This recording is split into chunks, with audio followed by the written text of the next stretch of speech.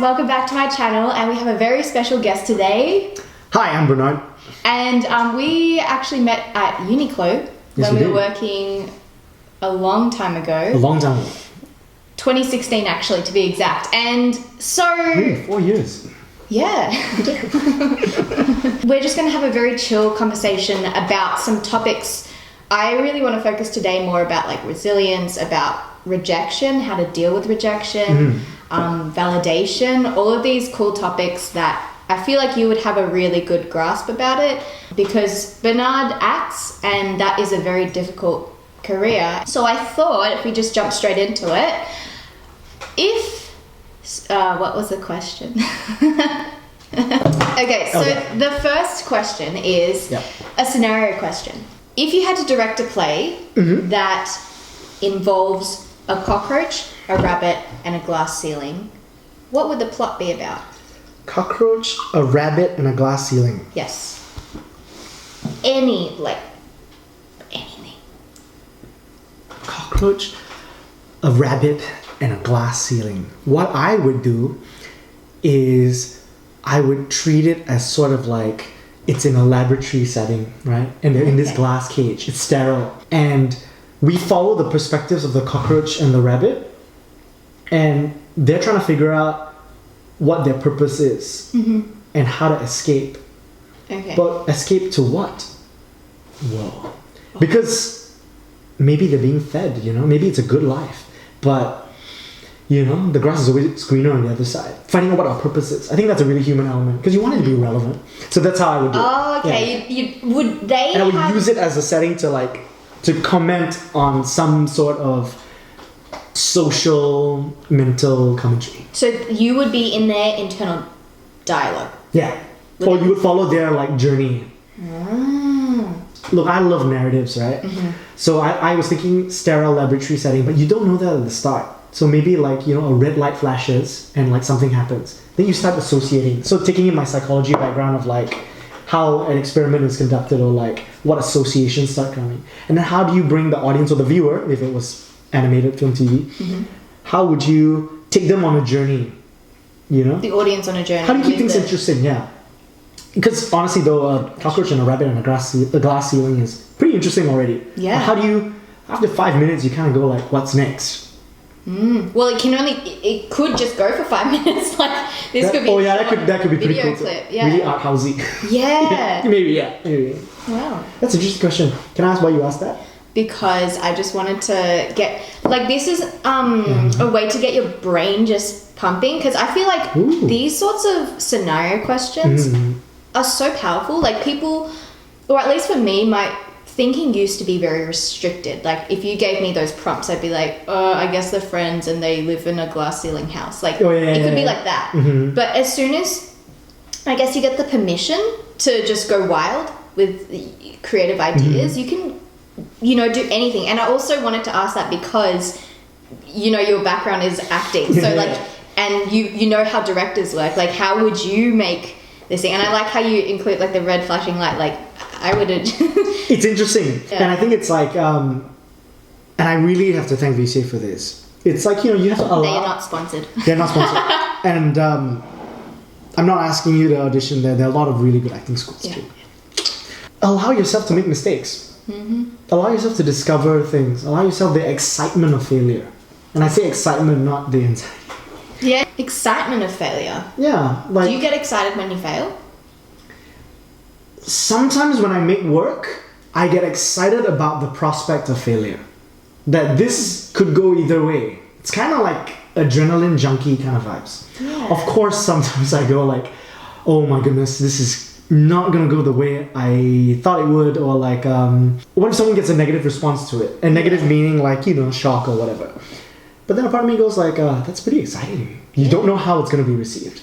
And maybe how they feel is always a valid response. And you have to relinquish ownership. So I feel once you put art out there, it's not yours anymore in a weird kind of way. Because you cannot control how people respond to your work. Exactly. You can't. And I feel any response is valid. And who are you to prescribe how someone should respond to a work? I think you can guide or curate Yeah. Like your work to deliver a certain message or a narrative or an experience, but ultimately it's up to the recipient to feel what they feel. Going on from that, actually, maybe just explain to the people here what your backstory is. Like, when did you get started? What have been your achievements so far? Okay, so I think I had a pretty normal childhood, you know. Clearly I've got Asian parents, and I think they wanted me and they really wanted me to kind of like, for the lack of a better word, like study something hardcore, you know, like science, engineering, medicine, law. I think they were always really supportive, you know? Okay. And I'm really grateful for that. But so when I graduated from high school, there was not a thing in my mind that would convince me that I could do acting. Right. Okay. And it wasn't even on my radar. Just considering that, like, at the time, a lot of the media that I was interested in didn't have characters or people that looked like me. Right. So I didn't think it was viable. Eventually, so I went on to study psychology at RMIT. So we had 6 months before graduation. Okay. And if you wanted to become a psychologist, normally the orthodox kind of like pathway would be to do honors and then do masters after that. Like research. Essentially, yeah. So you had to wait until the end of the year to apply. Okay. Right? Okay. So then I thought, oh, what have I always wanted to do? And I think I've always wanted to act. Or like I loved acting. I love storytelling. So, but I was like, hey, you know what? I've got a bit of cash. I'm eager to learn. I'm young. Why not apply for a short course? So I applied for a short course at the VCA, and everyone there was using that short course to prepare for the auditions to get into VCA for the fine arts degree. What? Yeah. So. Wow. Yeah. Okay. And they were like, hey, why don't you just audition for fun? And I thought, hey, if everyone's doing it, why not? Yeah. So I applied for it. I got it, and eventually at the end of the day they were like, would you like to stay back and work with us further? And then at the end they were like, we want you back at callbacks. Nice. And then after that I got into acting school, and then I think the rest is history. When I think of acting, I think actors are people overlook how much resilience they have, how much perseverance they have, especially when things like callbacks happen, where you have to audition to people and basically prove your worth to them. And I find that whole concept so daunting because that's what people actively avoid. I also think that dealing with rejection is a skill. Like, it's something that you develop over time. Obviously you can't be, or you can be great at it at the start, but that takes a certain still upbringing to be able to develop that. And I mean, what was your first rejection? What was my first rejection? Yeah. Wow. Sorry to bring it back. No. So my first audition was just before I graduated acting school. So it was for a TV series. And I went in, and I was lucky enough that they wanted me to come back for callbacks. Yeah. So I went in for callbacks, and it was weird because I didn't get the role, but I didn't feel as strongly about it, only because when I read the script, it was personally not a character I wanted to play. So the character I was auditioning for this particular role was written as Asian. But I think it was fueling into negative stereotypes about Asians. And just coming out of acting school, you feel really empowered, right? You've gone through 3 years, you're ready to get into the industry. I don't know why a part of me was thinking, like, I didn't want my first role to be reinforcing negative Asian stereotypes. Yeah. Especially this one, which was, I think, a very common, like, Asian stereotype. What was it? It was the, like, demasculization of, like, male Asians. Okay. You know? Portraying male Asians as unattractive and, like, desexualizing them. Yeah. And the character was written as, like, a character who was, like, you know, not meant to be very attractive and, like, to get rejected. I didn't think I was right for the role based on what they were thinking for the character. Right. And then now a trailer has been released for the TV series. Oh. I think it's been released. I don't know if it's completed its season. Okay. I won't say its name. But when I saw the character, I was like, yeah, definitely. Like, I think 3 of us in my cohort auditioned for it, and I didn't think any of us were what they were looking for. Right. Yeah. And to go on from that, actually, because this isn't actually planned, I just thought of it just then. Oh, but yeah. when you go for the same roles, I'm very interested in the concept of healthy competition. Oh, right, okay. Because we're naturally competitive. It's not a bad thing, but when you're going for the same role, how do you deal with the fact that other people are trying out for the same things as you, and that there is only one or, you know, one spot for this role? And there are not many spots, unfortunately, for like, if we're talking about Asian Australian actors and performers, there are not many spots. So it's kind of like very high demand, very low supply. And isn't that scary? It is, but I have a way of thinking about it that I think helps me with my mental state, which is, and I got this from somewhere, but her name escapes me, unfortunately. She's another actor and she's from America. And once she had an audition and she offered the audition to someone, and her daughter was saying, hey, you know, if you're trying to get a role, why would you recommend or tell someone about their audition? Because you're just adding more rivals to the competition, right? And they're only going to pick one. And she said a really good thing. She was like, if you were meant for that role, it doesn't matter how many people auditioned for it, that role was meant for you. All the way back in time, that role was always going to be yours. You know? Okay. So I think it's kind of like relinquishing control, if that makes sense. Like, it's meant to be. You do your best, and if it works out, it works out. There are many times I'll go into a room and lo and behold, I will see people I recognize or people I know of. That doesn't intimidate me. In my opinion, I think it's better to see that, you know, other Asian Australians are actively auditioning and that there are roles for us. But how I deal with it is like, it's just healthy competition. I think it motivates me to like bring my A game. And going back, there was a couple of stories that I have with my cohort. And one was, I was on tour with Hungry Ghosts for the MTC. This was 2 years ago. And I remember I got an audition brief. And at the time, I think I was touring, so I couldn't necessarily do this audition. One of my co-actors, Jing Swan, she was with us on tour. She said, like, hey, don't you have like another friend in your cohort who can actually speak Cantonese? And I was like, yeah, I do. And I just told him about it. And my sister says, hey, you know, like the same thing. Like, you know, if you're competing for a role, why would you suggest to like, you know, Tom, Dick and Harry? But this gentleman, he's a good friend of mine. He didn't have an agent at the time. So he wasn't accessing the pool of auditions that I was necessarily. So I thought, you know, throw him a bone. He'll give it a good shot. And I would never recommend something that I wouldn't do myself. Do you know what I mean? Like, I don't think it's about volume. I think it's about quality over quantity. So I wouldn't recommend something I wouldn't do. And I would do this role, and I thought the character was really well written. He auditioned for it, and he got it. And honestly, I'm always really happy, no matter what, if someone gets cast in a role, because that's just another Asian Australian face on screen. It's or true. on stage, you know? And also, it's very, I think, coming from this generous mindset, it's a very, like, you can either have a scarce mindset or a generous mindset, or an abundant, as they say.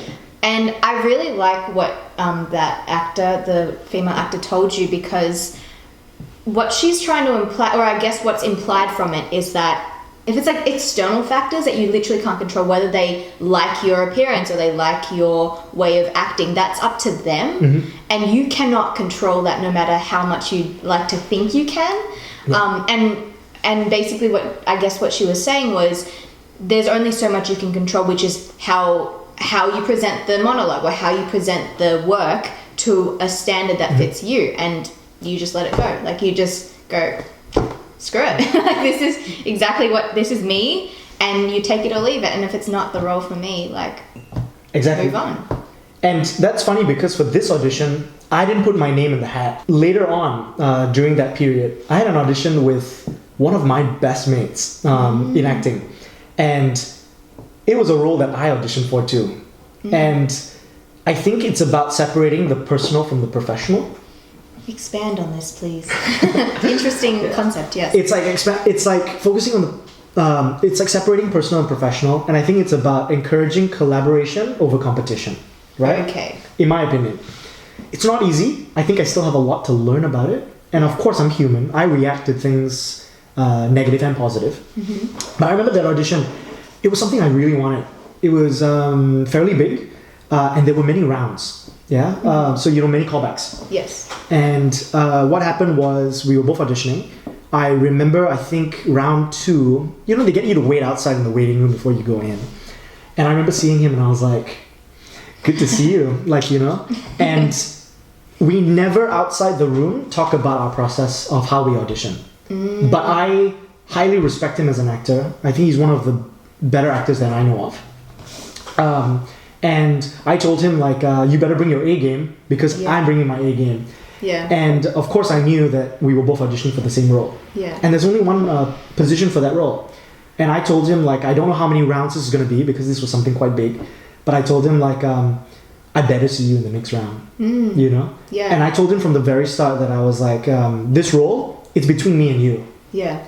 You know what I'm saying? Like, I don't think anyone else is capable of doing this. I think it's me and you. And I find that mindset is just, it's so well developed. Like, was this always your mentality from the start? Because it's really hard to... I think so. And I think it comes from the ensemble-based training at BCA. Okay. So it's less about wanting to be the lead, but it's more about what the community is about. And I think also coming from an Asian background, I care more about community than like individualistic demands. So for this one, I told him like, you know, and I think it was a good motivation for me as well. Like, you know, I can't slack because I know I'm up against like this amazing actor. Yeah. If I slack off, I'm not getting this. Yeah. You know? Yeah. So as the rounds moved on, I kept seeing him. So we're still very good friends. And we hung out for a bit during that period, right? Yeah, yeah. We kept our professional out of that. So we wouldn't talk about the audition. We wouldn't say, hey, did you get to the next round? Or have you heard back from the auditioners yet? That's like not necessary. Because I think like, you know, it could go either way. You know, if you ask someone, hey, have you heard back? No, I haven't. Have you heard back? Yes, I have. Then you already know that that's a rejection, right? Yeah. And I don't want him to hear any negative things from me, per se. You know what I mean? And I don't want to go, hey, how would you do this? And I think like being human, we all have our biases. I don't want to affect his prep. And I don't want him to affect my prep. You know what I'm saying? And that's a very mutual, like... It's an agreement. Yeah. And it was unspoken. It was unspoken. I was going to ask. It was unspoken. Yeah. And I remember we got far. I think at least 7 rounds. What? And, wait. And we felt like, oh wow, this is getting to the end. 7 So I think we both made it to the last round. Okay. I believe. And I remember texting him saying like, and I got a letter that said, we're really sorry. We'd love to work with you again, but we're not, you didn't get cast for this role, unfortunately. The first thing I did was I texted him congratulations. Really? And lo and behold, he got it. I'm going to start crying. Because, That's really because sweet. I said, you know, like to him, like it's between you and me. And I knew this from the start, you know, like I think we're both very disciplined. We have like a very like methodical approach to acting. I have seen him perform. He's seen me perform. I knew he's the one to beat in the room, right? To beat. Because it is a competition. You know, only one person. Yeah, exactly. Yeah. So I knew that if I didn't get it, he's definitely get it. And I think he told me too, he knew that if he didn't get it, I probably got it too. And a part of me thinks, and I think this is what helped me cope with it, because I did feel really bad about it because it was something I wanted. And after 7 rounds, you get invested, right? I was gonna say 7 rounds, that's like... You get invested. And you have to, because if you don't invest, you don't bring your A game, you don't get the role. Yeah. So of course, you know, getting hit with that wave of rejection was bad. But I told myself that like, they always pick the best man for the job, right? Or the best person for the job, sorry. And if I didn't get it and he got it, I know that he would bring all he can to make this role come to life. And I'm pretty sure he's done just that. It sounds like, from what you're saying, that there's a lot of trust in the people who choose the final candidate who makes it, but also trust that the person who has applied is going to do the job justice. And I feel like, do you think that also helps with your rejection, like knowing that the best thing could have possibly happened whether you were in the picture or not? I think it's naive, but I do like to think that people have only everyone's best interest at heart. And I think you reach a point like where you're not picking someone based on their merits, but you know, on multiple factors. What's the chemistry like with the rest of the team? Are they someone that you want to work with? What is their experience? And I think for me, I think that's where sometimes some of the negative thing comes in, where like sometimes I feel like I'm being judged for something other than what I presented in the room. Yeah. Right? I try to listen to that and kind of like put it aside, because you have to trust. Because I think if you allow that kind of negative thinking to affect your performance and affect your view on complete strangers, Yeah. I think you have to give people the benefit of the doubt. You know, For sure.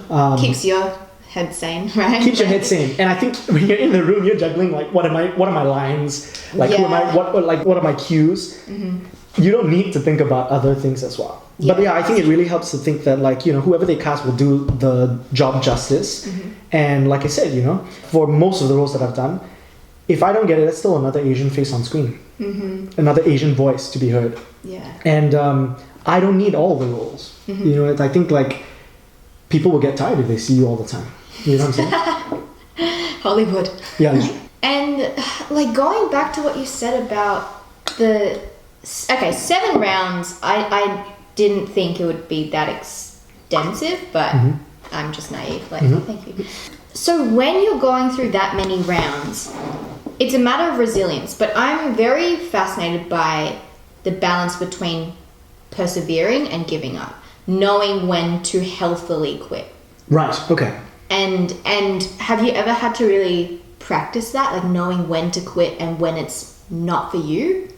So as of now, I've never felt like I wanted to quit.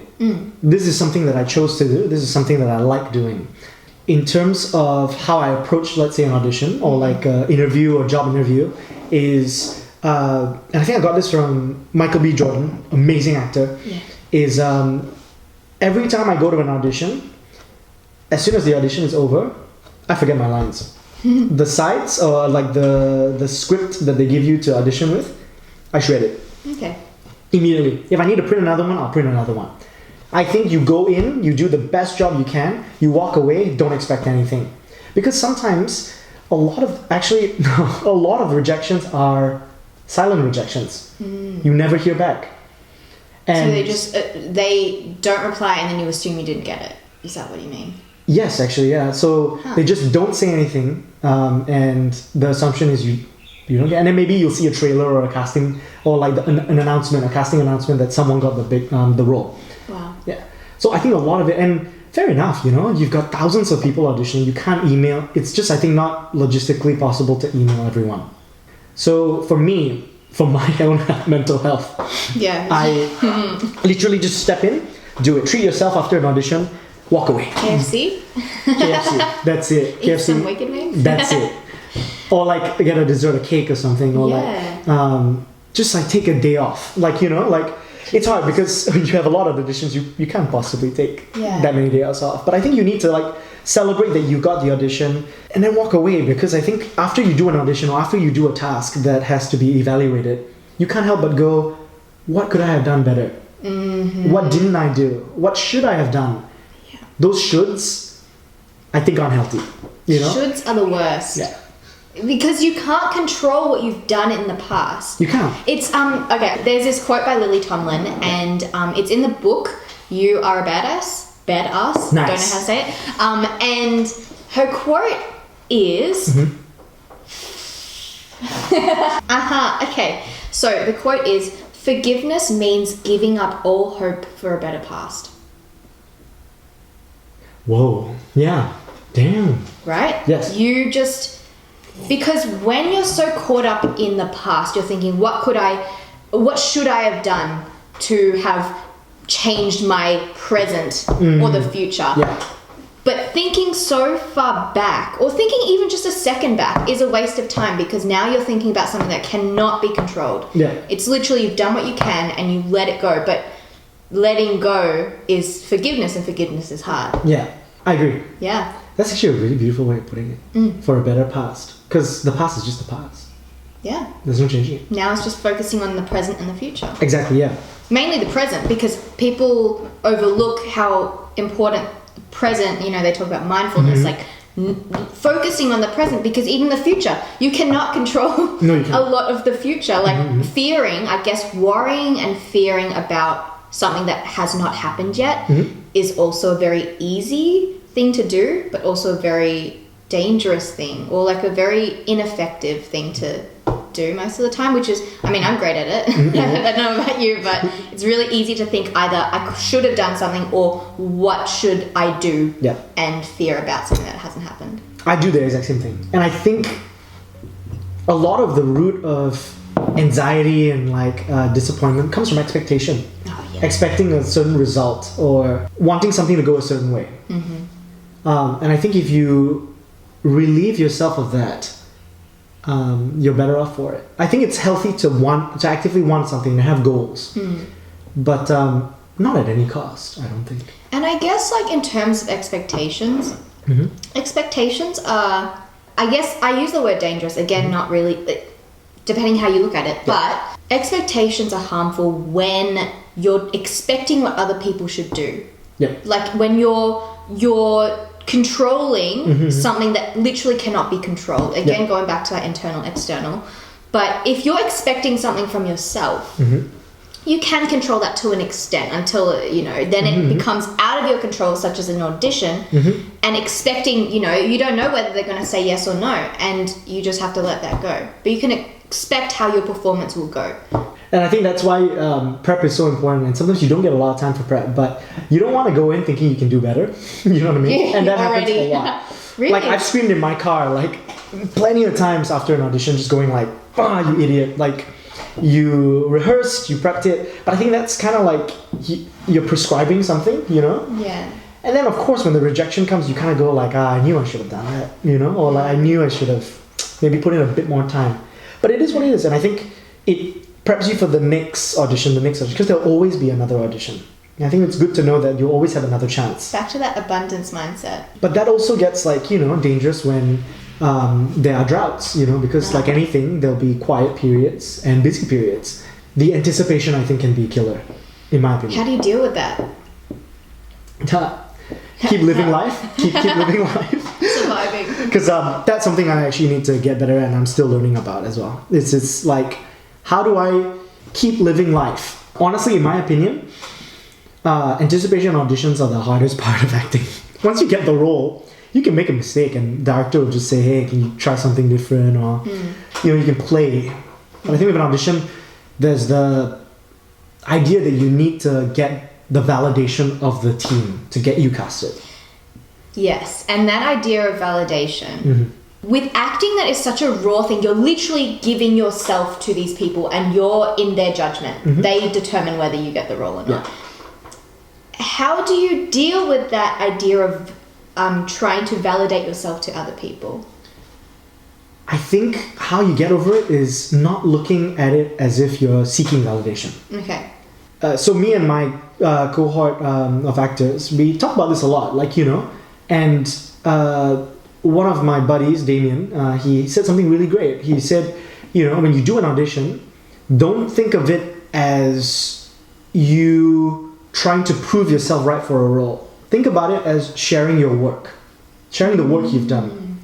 You share it. And when you share something, you don't expect anything in return. Or at least you try not to, right? Yeah. And I think that feeds into like my philosophy of like, once you do the audition, just walk away. You've done your part. You want to be authentic. You want to be generous with your work, I think. And I think it's hard as an artist because you're being scrutinized or like, people are being critical of your work. Yeah. But I think that comes from like, you need to build a sort of inner confidence. And that's something I definitely still need to work on. I don't have a lot of self-confidence, in my opinion. I could do better. So I think it's less about seeking validation and more like accepting who you are. And it is what it is. There are only actions and consequences. And whether they're negative or positive is up to you. Yeah, because a thing is a thing. An action is an action. How you view that action determines whether it's positive or negative, or how your culture has sort of framed it makes you think it's positive or negative. But one thing, a rejection for one person, like if they don't get the audition, is an attack on who they are as a person, and they think that they deserved it, and then they can go down a negative trail of thought. But then another person could see that as a challenge, like, okay, I didn't get this one, but that this is a sign that there is something else. Like, you could view the same thing completely differently. You seem to be able to deal with rejection in such a great way of just being like, like it's what I've done, it's my work, I am who I am, I will not, I love that thing about sharing your work instead of proving your work. Such a good quote. But you brought up an interesting point, which I think is like, specifically for acting, is that when you go in and you audition, what you present isn't you, right? You're playing a character, right? It's not you. And I think that's where the separating personal and professional comes in. But it gets hard because what you present is your body, what you present is your voice. Because in acting school, you get scrutinized for everything, you know? Your voice isn't resonant enough. Like, you're not flexible enough to engage physically with the character, for example. And unlike someone like, let's say, a violinist, and I'm not saying that musicians don't feel anxiety, because they definitely do, but they can kind of keep their instrument aside and, step away. But we can't step away from our bodies. We can step away from characters. You could try. Astral projection. Yeah. But like... What? Yeah, nerdy shit. But like, it's like, you can't... Because so, if someone says, hey, your voice isn't right for the character, that's my voice. I mean... Even if I kind of like add a twist to it. And I think that's hard. And I think that's where like it's really helpful to separate personal from professional. They're commenting on your actor side. And you have an entire life beyond acting. Acting is just your profession. You know? You're a whole other person. You're more than just an actor. Yeah. You're a brother, you know? You're a father, you're a mother. Yeah. Have you played any mother roles? I had actually. What? Yeah. I was a ghost, and then I was like being possessed by like spirits of like dead people. It's pretty cool, yeah. Which was called? Huh? What was it? The name? Yeah. Oh, Hungry Ghosts. There was one scene where like, you kind of like, I embodied like grieving mother. Yeah. Oh, wow. Yeah, I was proud of that scene. That was great. Yeah. Damn. Yeah. So in terms of just recommendations now, we'll just keep it light because we did talk about some very heavy stuff before. Yeah, sure. So any movie recommendations, any play recommendations? Ooh, okay. Whew. I like a certain kind of like media. Okay. During the lockdown, I binge watched Kingdom on Netflix. I haven't heard of that. It is a zombie TV series, but set in period Korea.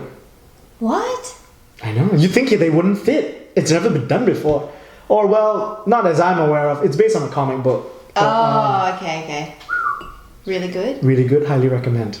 Okay. Yes. Nice. And in a zombie setting, I'm like, heck yeah. Is it not just like, is it the concept of it that attracts you to it? Or is it something within the actual acting or the story that really makes you... For me, it's the concept. Like, I've always been a big fan of like post-apocalypse, sci-fi, fantasy. And that's the kind of stuff that like, that escapism aspect. Yeah. You know? Yeah. And I think like for me, it's colored so much of my childhood. You know, I remember the first time when I watched Star Wars. Woo! And for me, I think like I've reached a certain age, and I think I'm an actor as well, so I'm a little bit more sensitive to it. I love these mediums, but I don't necessarily see a lot of people who look like me in these sort of stories. And that's why I loved Walking Dead with Steven Yeun. Like, you know. Oh yeah, of course. Yeah. It's a zombie flick with, you know, an Asian character, and they never, maybe once in the first season they touched on the fact that he's Asian. Other than that, he's just a survivor like anyone else, you know. Yeah. And I find that really exciting and really interesting to see. And then like you know, I never realized until like for the better half of the Star Wars episodes that I saw, there was no one who looked like me, but I was still inspired, you know. I don't think I need to see someone like me, but I think seeing someone like me is really empowering, and I would have loved to see it when I was little. For sure. Yeah, well, it is slowly picking up because of people like you who are, you know, empowering probably people who are just starting out or something to be seeing people like you hope so, yeah. in plays. Yeah. And also, do you have any quotes that really resonate with you? Any things that you've heard in the past that inspire you? I actually, funnily enough, have like a notepad in my phone, and every time I hear a quote that I like or I'm inspired by, I write it down. Oh my god, great. Yeah. So, and it's quite long. Or anytime I watch something or like read a book, if I find like a phrase that I like, I'll write it down. It's inspiring. And sometimes I'll just like, on a day like today when it's raining, I'll like pop it open and read it. Oh, nice. So here's You're one. one of those who actually reads their stuff after they write it. For example, this one's from a video game, which is really funnily enough, okay? Which one? Witcher 3. Witcher. Oh, Witcher 3. Witcher 3. You know, like the Netflix TV series Witcher? Have you heard of it? I think I've heard With of Henry it. Cavill, yeah. This is the video game. Oh, it's a... Polish kind of like story. It's not sci-fi. Fantasy. That's Yeah. right. Yeah. So one of them is like, honesty is an attribute of the truly brave, and thus a privilege of the very few. I love it. And then sometimes like creators, because I love behind the scenes stuff. I love, because I feel like when you make work like this today, like, you know, you spend hours making and producing work, but maybe the only thing that someone receives is a 2-minute video. But it took hours to curate and put the effort. And I love seeing the effort that goes into making the worlds and the like lore. Yeah. Like I always go like, how would someone come up with something this cool or crazy? Yeah. Right? So Frank Miller, who wrote 300. Okay. And 300 is like this really dark, grim setting of the Spartans, right? Right. And he was accused of homophobia when he wrote the characters in 300. Okay. And his response was, if I allowed my characters to express only my own attitudes and beliefs, my work would be pretty darn boring. And I completely agree. I think as an artist, like, it's okay to take people to a place that they feel uncomfortable in. Your work doesn't necessarily justify how you feel. For example, Game of Thrones, family killings and stuff. I'm pretty sure George R. R. Martin doesn't support that kind of behavior. I hope not, you know.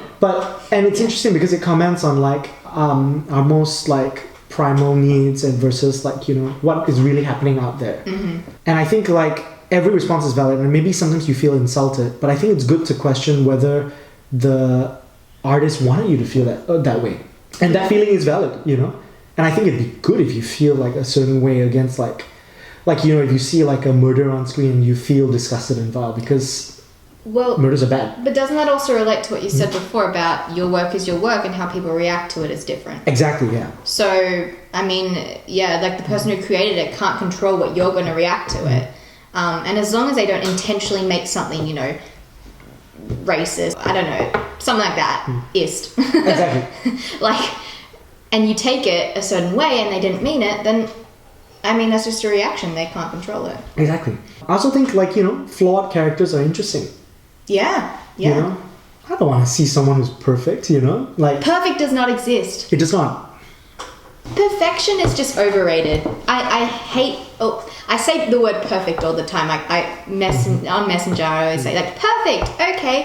But I really don't mean it. Perfect doesn't... It just doesn't mean anything. I think striving for perfection is valuable, but you have to realize that you'll never achieve it. And I think the sooner you accept that, the better.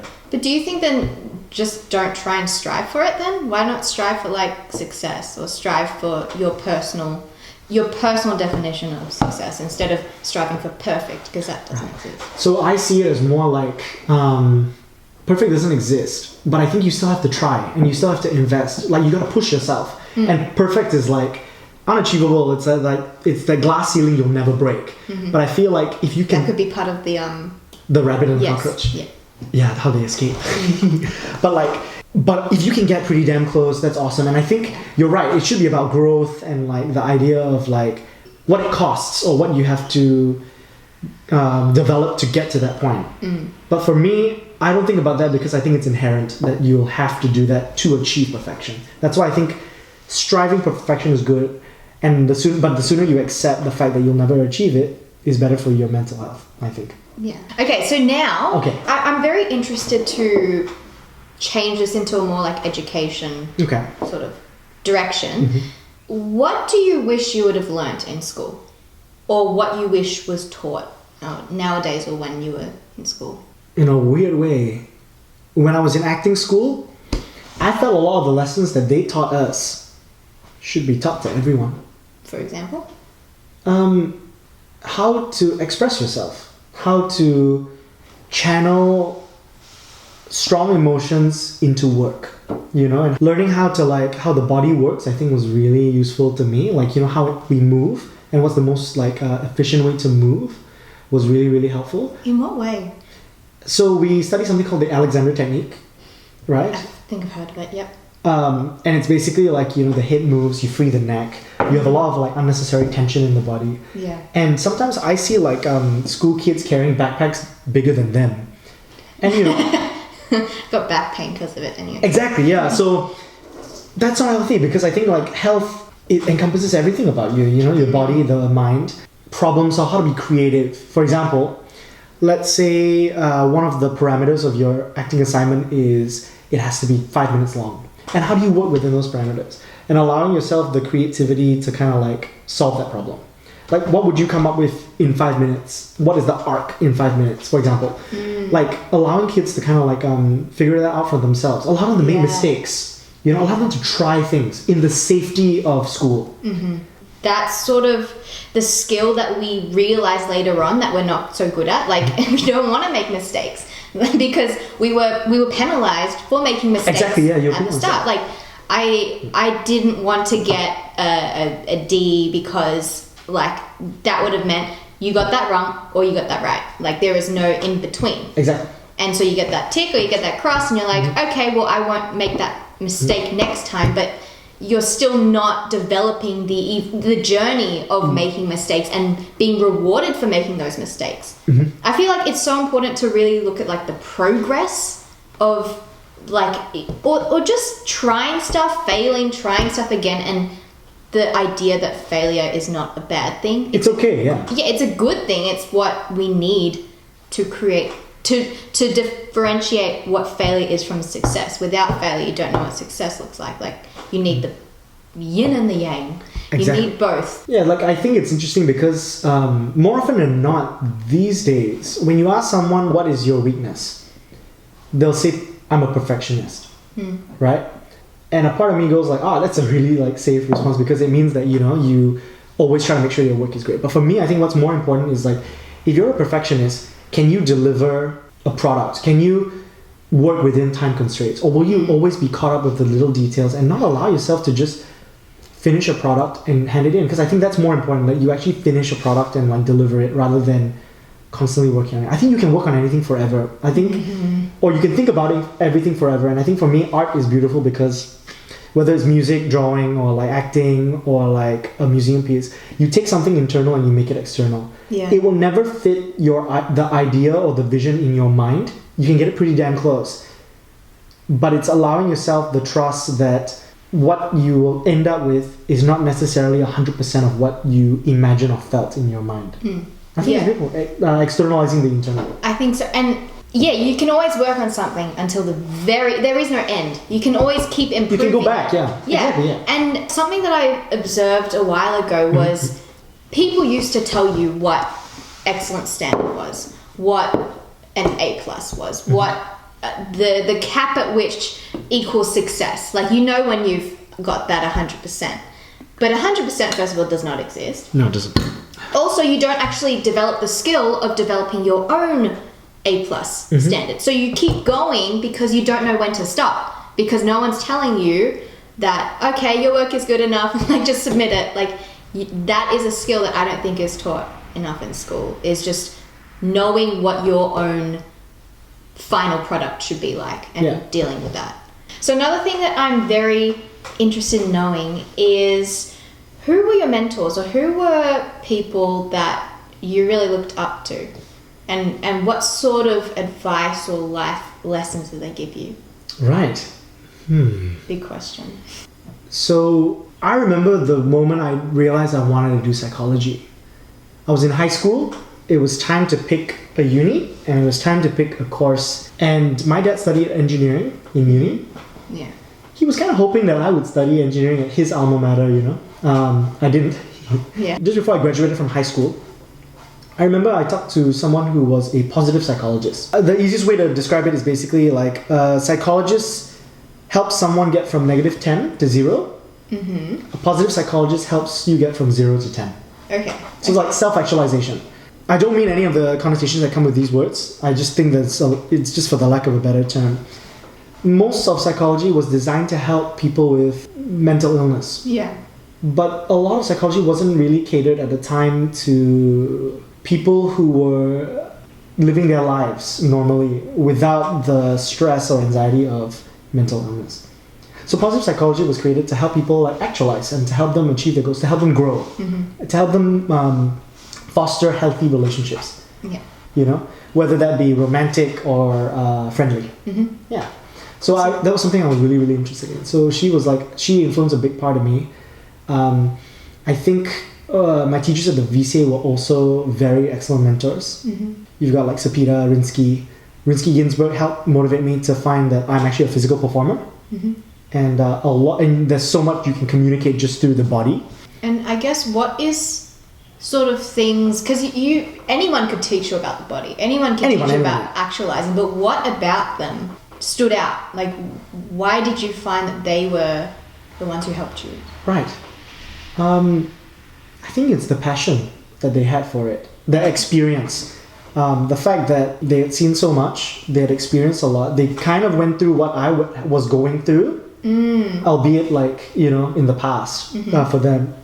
So they kind of, because no one really knows what you're feeling, no one really knows what you're thinking, but I think they had a good idea of what I was thinking and feeling while I was going through acting school. Thing? Yeah. Okay. And I think the passion they had for the subject matter was really good. But in my honest opinion, my greatest mentor, I think, are my close group of friends. Like, it's really naff and kind of lame to say, but the people that are really close to me continuously inspire me to do better, to challenge myself, and to just be a better person. Honestly. Is this explicit, like, or is it from observing them, or what do you mean by that? How do they inspire you? So I've never actually said that, hey, you're my mentor. Or no, of course. Yeah. I think for me, it's like, I'm very fortunate and lucky that the people that are in my life right now are so supportive and are striving to thrive and are like facing their problems and adversity, not with fear, but with courage. And I think that's very inspiring to me. And I'm fortunate that the people in my life are like that, you know. And I would never tell them this, but you are my mentors. Well, if they watch it till the very end. Yeah, they watch it till the very end. And I guess, like, to close off this really great discussion, who do you think would win in an arm wrestle? A pigeon or a lobster? Really? Whoa, lobster. How come? So the lobster has the pinching power that's incredibly strong, yes. right? Whereas a pigeon has wings, and the fact... Wait, will the pigeon be using its wings or its legs in this arm wrestle? Well, if they use legs, it wouldn't be an arm wrestle anymore, would it? True, but they technically don't have the dexterity to grab a lobster's claw. Are you underestimating pigeons? No, I was just thinking it was unfair because the lobster would be technically holding the pigeon's wing, you know? True. It's true. Like, imagine if it didn't hurt. Like, it was just the lobster. Actually, to be honest, what do you think? Would the lobster win or the pigeon? I think the lobster would win. Honestly. I also really like how you just didn't even flinch when I asked you this. I had to think about it for some because I had to imagine it and visualize it in my mind. Yeah, you're so willing to answer it. Totally. Do you have more questions? I'm actually happy to answer more. I know I don't. But is there a question that you want to be asked? That's a question I'd like to ask you. Okay. Which is like, so you publish your videos online, you prepare them, and a lot of it is the content that you make, and it's the things that you feel really passionate about. But it's also like putting yourself out there. But how do you feel when you put yourself out there, like when you hit publish, knowing that it's out there? Yeah. It's archived somewhere. 5 years from now, someone could see this video, you know, and like see how you felt at the time. Yeah, like the process of creating the work and publishing it, it's always daunting, I'm not gonna lie. Like, when you're putting yourself out there into public scrutiny, like they could respond in any way and you can't control what they do. And then I do have that little dip of disappointment if it doesn't reach people or if it doesn't resonate. And of course that's a human quality, I think. Like something that I've been really practicing is just getting rid of expectations, just being happy that I'm producing stuff. And like I just never thought I'd even be doing this. Like, I never thought that 2016 when we first met, like YouTube, no. Like, it just never crossed my mind. And now that I'm actually being able to do it and just, you know, like creating content, I'm now more focusing on just fulfilling my desire to share what I learn and being passionate about that, and trying to focus less on how people respond to it. Obviously, my content will not be like, you suck. Like, you know, it's about self-growth. Like that's the general theme of this channel. So I know that I'm not going to openly like offend someone, and definitely not deliberately. And so once I've got that clarity, I'm like, you know what? I'll just produce something and see how it goes. Heck yeah. Yeah. So like, I don't know. It's not even just creative arts. It's like any sort of sector. If you put yourself out there, people will judge you. But if you trust that they are the audience for you, it does not matter, because you take their feedback in, you just keep doing what you do, and going from there. Like, Sure. You got tea? so I guess that is the end of the discussion. It really is discussion. Wanted to know more about Bernard, and like, yeah, we've covered some really interesting themes today. We can do like part 2 of this in the future. I would like that. Yeah. So we will see you next time then. Bye. See ya. Nice. Woohoo! How'd you feel? What'd you think? It was good. It was really nice just to talk. Be far. And my mom drove herself to give birth. So Kidding me? I just got that on tape. sorry. My mom drove herself.